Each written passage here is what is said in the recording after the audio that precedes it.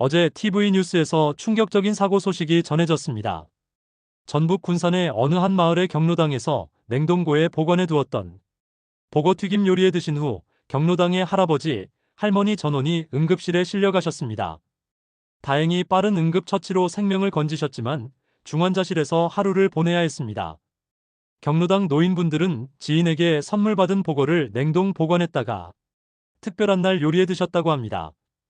냉동 보관하면 안전할 거라 생각했지만 보고의 독은 냉동이나 가열로도 파괴되지 않습니다. 이 뉴스를 보신 많은 분들이 놀라셨을 겁니다. 하지만 더 놀라운 사실은 이런 사고가 매년 반복되고 있다는 점입니다. 세계보건기구가 발표한 자료에 따르면 전 세계에서 매년 42만 명이 음식으로 인한 사고로 목숨을 잃습니다.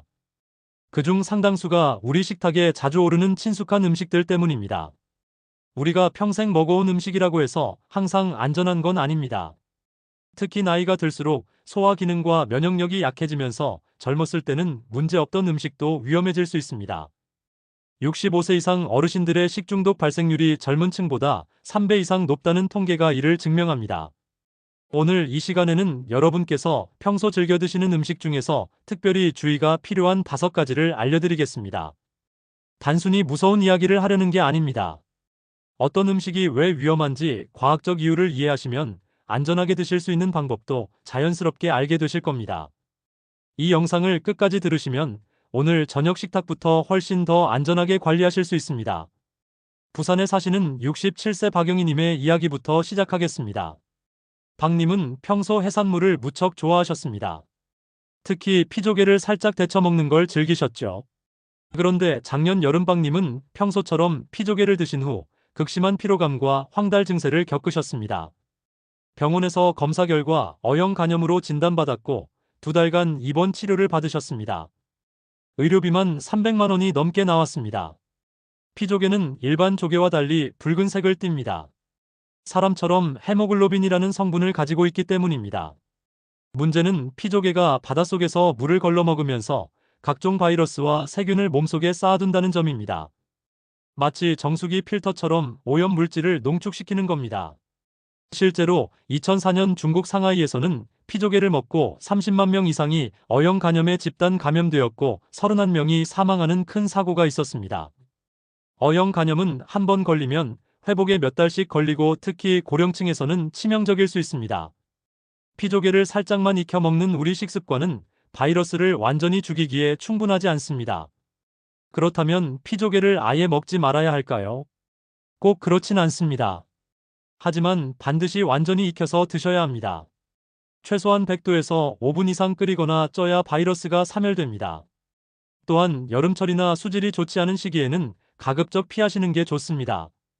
서울 노원구에 사시는 71세 최동수님의 경험도 들려드리겠습니다. 최님은 지인들과 함께 보거 요리 전문점을 찾으셨습니다. 평소 보거탕을 좋아하셨는데 이날은 조금 특별한 부위를 드셨습니다. 식사 후 1시간쯤 지나자 입술이 저리기 시작했고 곧 손발에 힘이 빠지는 느낌을 받으셨습니다. 다행히 바로 병원으로 가셔서 응급처치를 받았지만 하루 동안 중환자실에서 인공호흡기를 달고 지내셔야 했습니다. 보거의 위험성은 많은 분들이 알고 계십니다. 하지만 그 독이 우리 몸을 어떻게 공격하는지는 잘 모르시는 경우가 많습니다.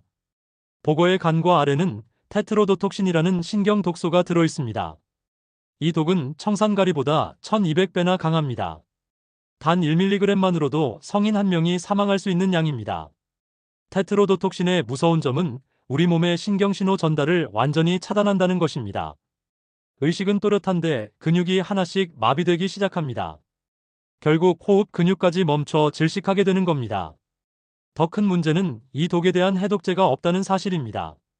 독이 몸에서 자연스럽게 빠져나갈 때까지 인공호흡기로 버티는 것만이 유일한 방법입니다. 보고는 반드시 자격증을 가진 전문 조리사가 손질한 것만 드셔야 합니다. 낚시로 잡은 보거나 자격 없는 사람이 손질한 보거는 절대 드시면 안 됩니다. 또한 보거 요리를 드실 때 입술이나 혀가 조금이라도 저리는 느낌이 들면 즉시 드시는 걸 멈추고 병원으로 가셔야 합니다. 강원도 춘천에 사시는 69세 정만식님은 작년 가을 등산을 하시다가 예쁜 버섯을 발견하셨습니다. 등산 동호회 회원 중 한 분이 식용 버섯이라고 하셔서 함께 채취해 저녁에 버섯전골을 만들어 드셨습니다. 처음엔 배가 아프고 설사를 하셨지만 하루쯤 지나자 증상이 사라져서 안심하셨습니다. 그런데 사흘째 되는 날 갑자기 온몸이 노랗게 변하며 의식을 잃으셨습니다.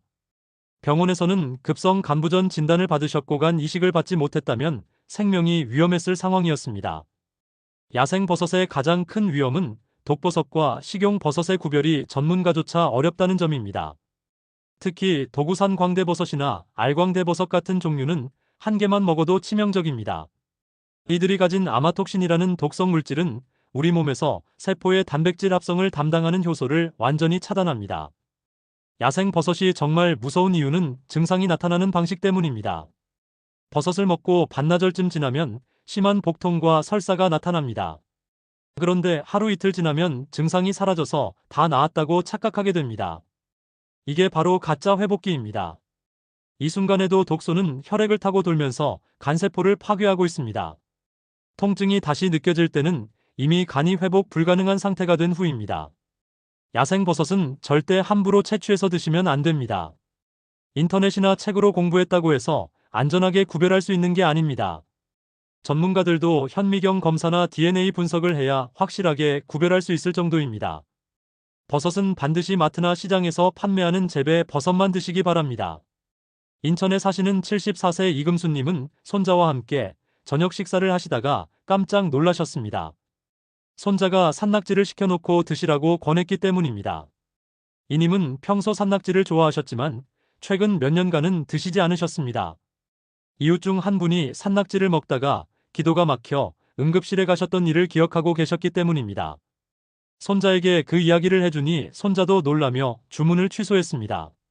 산낙지는 독이 없는 음식입니다. 하지만 매년 한국에서 산낙지로 인한 질식 사고가 계속 발생합니다. 이유는 낙지의 독특한 신경 구조 때문입니다. 낙지는 뇌뿐만 아니라 8개 다리에도 신경세포가 분산되어 있습니다. 그래서 몸에서 잘려나온 후에도 다리는 3시간 정도 독립적으로 움직입니다. 산낙지를 입에 넣었을 때 다리가 꿈틀거리는 건 단순한 반사작용이 아니라 신경계가 살아서 반응하는 겁니다.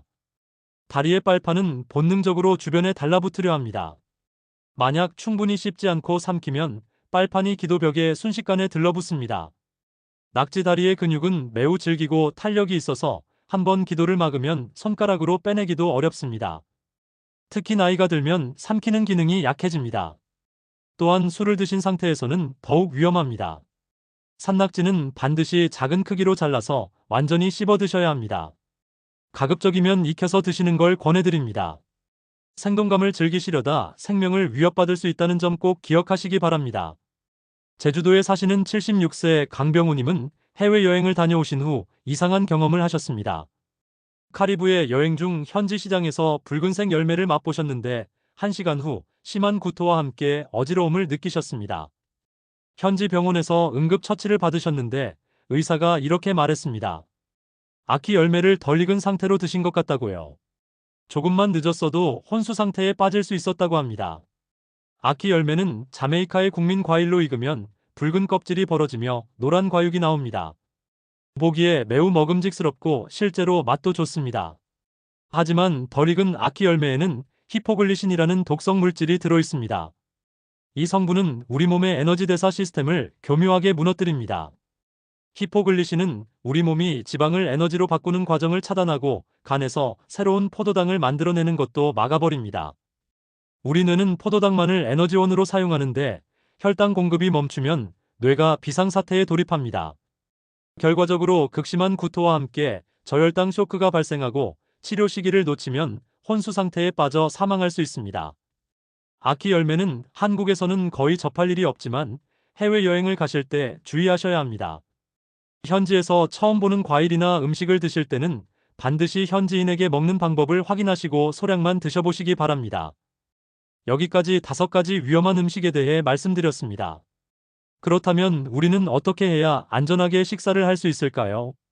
지금부터 실천할 수 있는 구체적인 방법들을 알려드리겠습니다. 첫째, 해산물은 반드시 완전히 익혀서 드시기 바랍니다. 특히 조개류는 100도에서 최소 5분 이상 가열해야 바이러스가 사멸됩니다. 살짝 데치는 정도로는 부족합니다. 여름철이나 장마철에는 더욱 주의하셔야 합니다. 이 시기에는 바닷물 수질이 나빠져서 조개류의 세균과 바이러스가 더 많이 축적됩니다. 둘째 보고는 자격증을 가진 전문점에서만 드시기 바랍니다. 낚시로 잡은 보거나 손질 과정이 불분명한 보고는 절대 드시면 안 됩니다. 보거 요리를 드실 때 입안이 조금이라도 저리면 즉시 드시는 걸 멈추고 병원으로 가셔야 합니다. 주저하다가 시간을 놓치면 생명이 위험해질 수 있습니다. 셋째, 야생 버섯은 절대 채취해서 드시지 마십시오. 수십 년 경험이 있는 분들도 독버섯과 식용버섯을 구별하다가 사고를 당하는 경우가 많습니다. 버섯은 반드시 마트나 시장에서 판매하는 재배 버섯만 드시기 바랍니다. 만약 야생 버섯을 드신 후 복통이나 설사가 나타나면 증상이 사라져도 반드시 병원에 가서 검사를 받으셔야 합니다. 넷째, 산낙지는 작은 크기로 잘라서 완전히 씹어 드시기 바랍니다. 가급적이면 익혀서 드시는 걸 권해드립니다. 특히 술을 드신 상태에서는 절대 산낙지를 드시면 안 됩니다. 삼키는 기능이 저하되어 있어서 기도가 막힐 위험이 훨씬 높습니다. 다섯째, 해외여행을 가실 때는 현지 음식을 드시기 전에 반드시 먹는 방법을 확인하시기 바랍니다. 특히 생소한 과일이나 해산물은 소량만 드셔보시고 이상이 없으면 더 드시는 게 안전합니다. 여행자 보험에 가입하실 때 식중독 관련 보장이 포함되어 있는지도 확인하시기 바랍니다. 안전한 식사를 위해 추가로 실천하실 수 있는 팁도 알려드리겠습니다. 첫째, 집에서 식사를 준비하실 때 도마와 칼을 용도별로 구분해서 사용하시기 바랍니다. 고기용 도마와 채소용 도마를 따로 쓰시면 교차 오염을 막을 수 있습니다. 둘째, 냉장고 온도를 정기적으로 확인하시기 바랍니다. 냉장실은 5도 이하, 냉동실은 영하 18도 이하로 유지되어야 식품이 안전하게 보관됩니다. 셋째, 유통기한이 지난 식품은 아까워도 과감하게 버리시기 바랍니다. 나이가 들면 위장 기능이 약해져서 상한 음식에 더 민감하게 반응합니다. 넷째, 외식을 하실 때는 가급적 위생 등급이 높은 음식점을 선택하시기 바랍니다. 식품의약품안전처 앱에서 음식점 위생 등급을 확인하실 수 있습니다. 부산에 사시는 박영희님은 피조개 사고 이후 해산물을 드실 때 훨씬 조심하게 되셨습니다.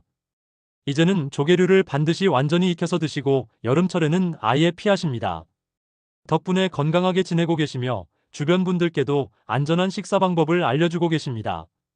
서울의 최동수님은 보거 사고 이후 생선회를 드실 때도 신중하게 선택하십니다. 자격증이 있는 전문점에서만 드시고 조금이라도 이상한 느낌이 들면 즉시 드시는 걸 멈추십니다. 건강이 회복된 후 손자들에게 음식 안전의 중요성을 강조하시며 가족의 건강 지킴이 역할을 하고 계십니다. 강원도의 정만식님은 야생 버섯 사고 이후 등산을 하실 때 절대 버섯을 채취하지 않으십니다. 대신 마트에서 구입한 재배 버섯으로 맛있는 요리를 만들어 드십니다. 간 이식 수술을 받으신 후 의료비 부담이 컸지만 국민건강보험의 중증질환 산정특례 제도 덕분에 본인 부담금을 많이 줄일 수 있었습니다. 우리가 음식을 대하는 올바른 태도는 그 식재료가 가진 성질을 이해하고 존중하는 것입니다. 맛있다고 무조건 먹는 게 아니라 어떻게 먹어야 안전한지 아는 것이 진정한 미식입니다. 오랜 세월 먹어왔다고 해서 항상 안전한 건 아닙니다. 우리 몸도 나이가 들면서 변화하기 때문에 식습관도 함께 조정해야 합니다. 오늘 말씀드린 5가지 음식의 위험성을 다시 한번 정리하겠습니다. 피조개는 바이러스를 농축하므로 반드시 완전히 익혀서 드셔야 합니다. 보고는 강력한 신경독소를 가지고 있어 전문점에서만 드셔야 합니다. 야생버섯은 독버섯과 구별이 어려우므로 절대 채취해서 드시면 안 됩니다. 산낙지는 기도를 막을 수 있으므로 작게 잘라 완전히 씹어 드셔야 합니다. 아키 열매는 해외여행 시 주의가 필요합니다. 여러분께서 오늘 이 영상을 통해 알게 되신 정보는 단순한 지식이 아닙니다. 여러분과 가족의 생명을 지킬 수 있는 소중한 안전 수칙입니다. 이 내용을 주변 분들과 꼭 공유해 주시기 바랍니다. 특히 혼자 사시는 어르신들이나 건강이 약하신 분들께 알려주시면 큰 도움이 될 것입니다. 댓글로 여러분의 경험을 나눠주시면 감사하겠습니다. 음식으로 인해 위험했던 경험이 있으신가요? 어떻게 대처하셨는지 알려주시면 다른 시청자분들께도 큰 도움이 될 것입니다. 또한 궁금하신 음식이나 식품 안전에 관해 알고 싶으신 내용이 있다면 댓글로 남겨주시기 바랍니다. 이 영상 한 번의 공유로 누군가의 생명을 구할 수 있습니다. 가족 단톡방이나 이웃분들께 이 영상을 보내주시기 바랍니다. 특히 혼자 사시거나 건강이 약하신 분들께 꼭 전달해 주십시오. 여러분의 작은 관심이 큰 사고를 예방할 수 있습니다. 다음 영상에서는 겨울철 식중독 예방법과 안전한 음식 보관법에 대해 자세히 알려드리겠습니다. 추운 날씨라고 방심하면 안 되는 이유와 냉장고를 제대로 활용하는 방법을 구체적으로 말씀드릴 예정입니다. 구독과 알림 설정을 해두시면 새로운 영상을 놓치지 않고 보실 수 있습니다. 장수백세 채널은 여러분의 건강하고 안전한 생활을 위해 항상 노력하겠습니다. 복잡한 정보를 쉽게 풀어드리고 실생활에서 바로 실천할 수 있는 내용만 엄선해서 전해드리겠습니다. 여러분의 건강한 노후를 위해 저희가 함께하겠습니다. 오늘도 건강하고 안전한 하루 되시기 바랍니다. 식탁 위의 작은 주의가 여러분의 건강한 내일을 만듭니다. 감사합니다.